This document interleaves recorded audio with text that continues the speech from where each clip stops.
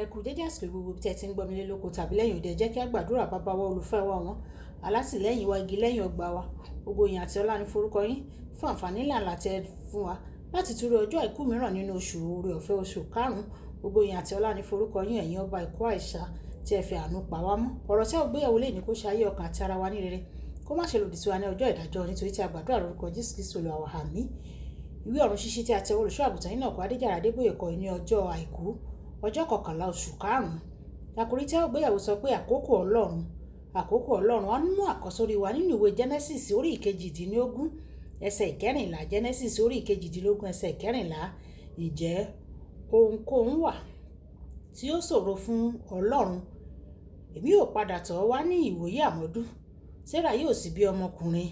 Nígbà tí a mú bíbélì kíkà wa nínú ìwé Genesis bákan náà orí ìkọkànlélógún ẹsẹ̀ ìkíní àti ìkejì. Ìwé Genesis orí ìkọkànlélógún ẹsẹ̀ ìkíní àti ìkejì. Olúwa sì bẹ̀ Sarah wò bí ó ti wí. Olúwa sì ṣe fún Sarah bí ó ti sọ. Sarah sì lóyún, ó sì bí ọmọ kan. Ó sì bí ọmọkùnrin kan fún Ábúráhámù ní ògbólógbò rẹ̀ ní àkókò ìgbà tí Ọlọ́run dá fún un. Wàyí ẹ tẹ́tí bẹ̀lẹ̀ jẹ́ láti gbọ́ ohun tí olùṣọ́ àgùntàn Enoch Adéjàre Adébóyè ní fún wa ní èní ọjọ́ àìkú. Ọ̀nà Ọlọ́run péye o. Èyí sì ṣe àfikún àkókò rẹ̀.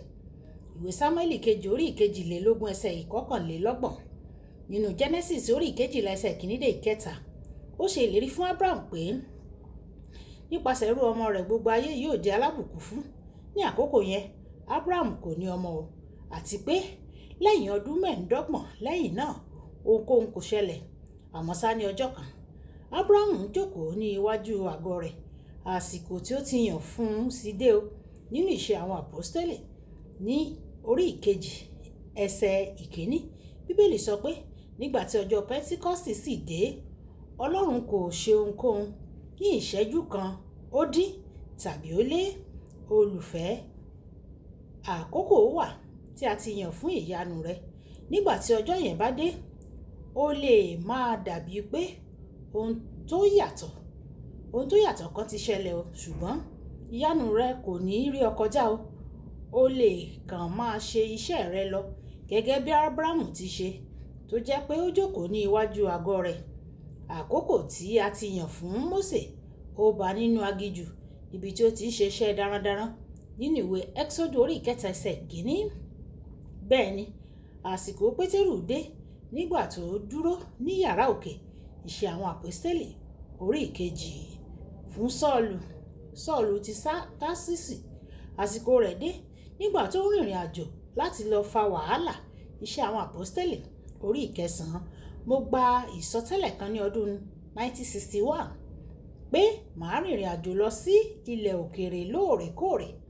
Ní àkókò yìí, rìnrìn àjò lọ sí ilẹ̀ òkèèrè jẹ́ ohun bàbàrà ní abúlé mi. Kódà n kò tíì lọ sí ìlú Èkó rí, níbi tí àwọn tí ń ṣètò ìrìnnà ti ilé ọkọ̀ òfurufú àgbáyé wà. Àmọ́ ṣá, nígbà tí àsìkò tó fún àmúṣe àsọtẹ́lẹ̀ yìí, ó kọjá ìrònú mi o. Bákan náà, nígbà tí mo di alábòjútó àgbà fún RCCG ìjọ Ìràpadà, mo fi ìyàwó àti àwọn ọmọ mi sí Ìlọrin tí mo sì ń gbé.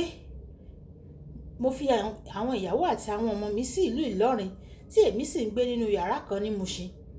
Mùṣín jẹ́ ibi tí àwọn tí kò fi bẹ́ẹ̀ lówó lọ́wọ́ ní Èkó ń gbé. Mo fẹ́ kí àwọn ìdílé mi wá síbẹ̀ láti gbé pẹ̀lú mi, ṣùgbọ́n n kò lè ṣe bẹ́ẹ̀ nítorí bí yàrá mi ṣe tóbi tó. Mo tọ̀ Ọlọ́run lọ nínú àdúrà láti ṣàlàyé ìṣòro mi tí mò ń dojúkọ. Mo sọ fún un pé kí ó ràn mí lọ́wọ́ láti rí ibùgbé tó bójúmu fún àwọn ìdílé mi.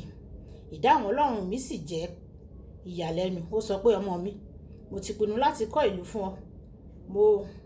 Mò ń béèrè fún ibùgbé yàrá kékeré, ṣùgbọ́n ó sọ̀rọ̀ nípa ìlú. Lónìí, ìlú Ìràpadà jẹ́ àmúṣe àsọtẹ́lẹ̀ yìí o. Àwọn àsọtẹ́lẹ̀ wọ̀nyí àti àwọn ohun mìíràn dàbí ohun tí kò ṣeé ṣe nígbà tí mo kọ́kọ́ gbọ́ wọn, ṣùgbọ́n Ọlọ́run mi mú gbogbo wọn wá sí ìmúṣẹ nínú ayé mi ní ìbámu pẹ̀lú àsìkò rẹ̀. Olùfẹ́, tí Ọlọ́run bá ti ń ṣe ìlérí fún ọ, má ṣe rẹ̀wẹ̀sì tí o kò báyìí tí ì rí wọn kí wọ́n wá sí ìmúṣẹ.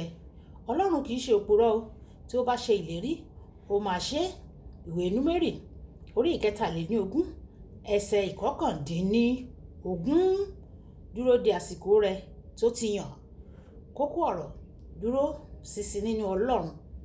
Àkókò tí ó yàn fún ìmúṣẹ ìlérí rẹ yóò dé dájúdájú. Ìjà sọ fún Ọlọ́run pé bàbá mi, Olúwa ẹ fún mi ní oore ọ̀fẹ́ láti dúró ṣinṣin nínú ọ̀rọ̀ yín, kí àkókò ìmúṣẹ ìlérí tí ẹ ti ṣe sínú ayé mi kí ó lè wá sí ìmúṣẹ. Ẹ má jẹ́ kí n kánjú ju àsìkò yín lọ, ṣùgbọ́n ẹ jẹ́ kí n lè dúró. Oore ọ̀fẹ́ láti dúró títí tí yóò fi wá sí ìmúṣẹ ìyọ̀ǹda rẹ̀ fún mi. Olúwa yóò sì ṣe fún wa ní orúkọ Jésù. Olúkọ̀láyà kó ní orúkọ mi. Máa bá mi like, máa share, máa comment nípa ẹ̀ kí àwọn nìkan lè jẹ àǹfààní ọ̀run ṣíṣí Yorùbá. Ó dàbọ̀.